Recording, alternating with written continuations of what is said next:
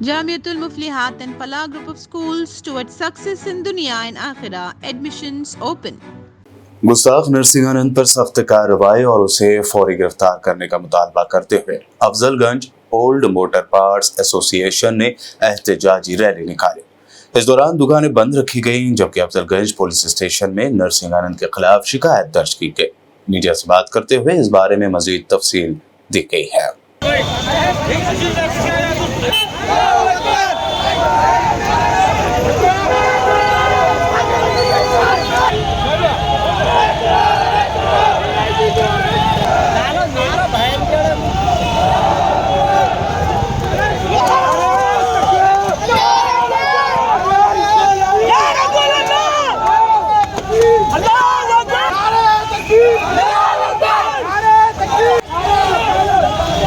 बिस्मिल्लाहिर्रहमानिर्रहीम, अस्सलाम वालेकुम।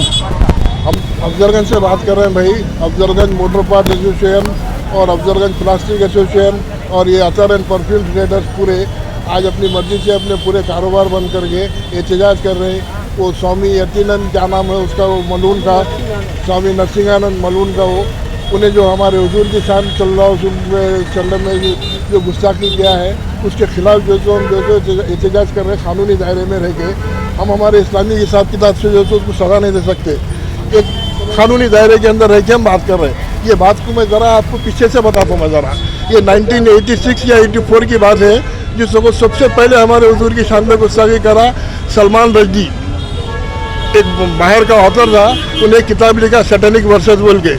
उस वक्त इंडिया में जो राजीव गांधी की हुकूमत थी कांग्रेस की, सुन रहे ना भाई, उस वक्त इंडिया में राजीव गांधी की हुकूमत थी कांग्रेस की। राजीव गांधी और इंडिया जैसे पहला मुल्क है दुनिया में जो किताब को बैन किया है। उसके बाद में ईरान जो $10 लाख का ऐसा कुछ ऑफर मार दिया, वाले को 10 लाख रुपए देंगे बल्कि इनाम का ऐलान करी। आयतुल्लाह खमैनी थे ईरान के प्रेसिडेंट उस वक्त में। राजीव गांधी की हुकूमत दुनिया की पहली हुकूमत है जो ये किताब को बैन करी थी। उसके बाद में जो सो ये सिलसिला शुरू हुआ।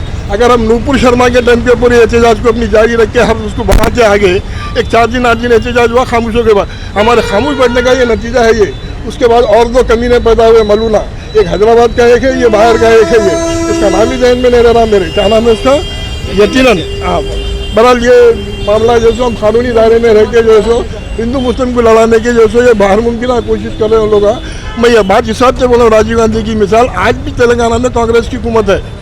रेवंत रेड्डी साहब, इसका सख्त से सख्त एक्शन लेना और कानूनी दायरे में लेके हम बात कर रहे हैं। इसको सबसे पहले अरेस्ट कराना, यूपी गवर्नमेंट से योगी महाराज को बोल के उसको हैदराबाद बुलाना, अपनी टीम को ट्रांसफर की भेज के उसको पहले अरेस्ट करा के हैदराबाद के अंदर केस कराना, सजा होना उसको।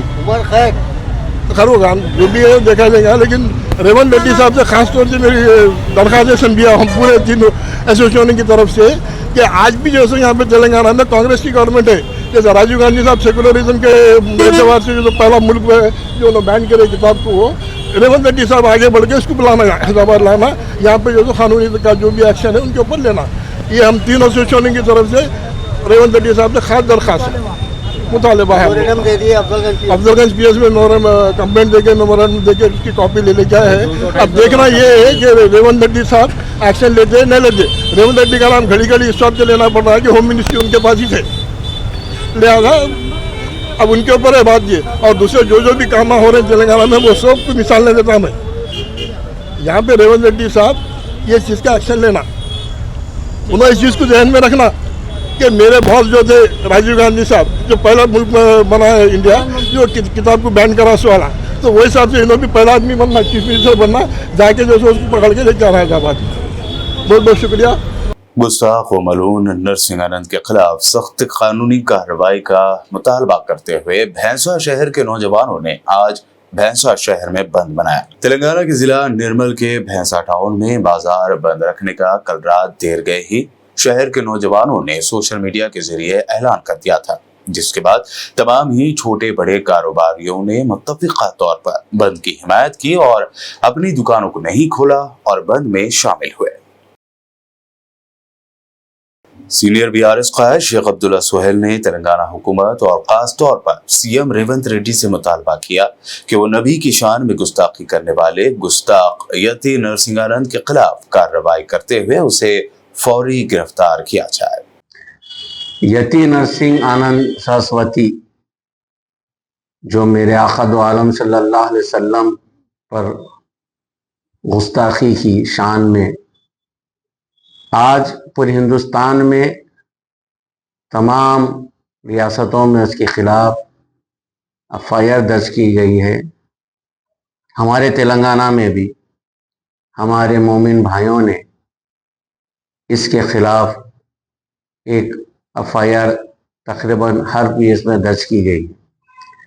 मैं चीफ मिनिस्टर रेवंत रेड्डी साहब से, जो साथ चीफ मिनिस्टर साहब के पास जो है होम मिनिस्ट्री भी है, मैं आपसे गुजारिश करता हूं कि आप डीजीपी साहब को स्पेशल पावर्स दीजिए ताकि वो एक टीम बनाए और उस टीम का हेड जो है हाइड्रा के कमिश्नर को रखे और ये यूपी जाकर सरस्वती को गुस्ताख रसूल को अरेस्ट कर तेलंगाना लाए और जिस तरह से एक तेलंगाना के गुस्ताख रसूल जो बीजेपी का एमएलए था उसको केसीआर साहब ने जिस तरह से अरेस्ट कर उसको पीडी एक्ट के तहत उस पर केस चला गया, उसी तरह मैं चाहता हूं कि केसीआर साहब ने जो हिम्मत की थी उसी हिम्मत का मुजाहरा हम रेवंत रेड्डी साहब से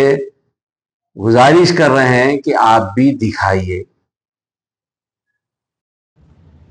Jamiatul Muflihat and Falah group of schools are now accepting admissions for 2024-25 academic year with branches in Kottapet, Balapur, Sharifnagar and Kishanbagh. We offer exclusive education for boys and girls separately along with day-cum residential facilities. From nursery to grade 10, we provide both English medium and Urdu medium education with Islamic studies, Nazira, Hifz, Diniyat and Alimiyat, Fazilat and Tadrib also. Don't miss out on securing the best education for your child, both in this world and the hereafter. Enroll now to guarantee your child's seat and avoid last-minute rush as the seats are limited.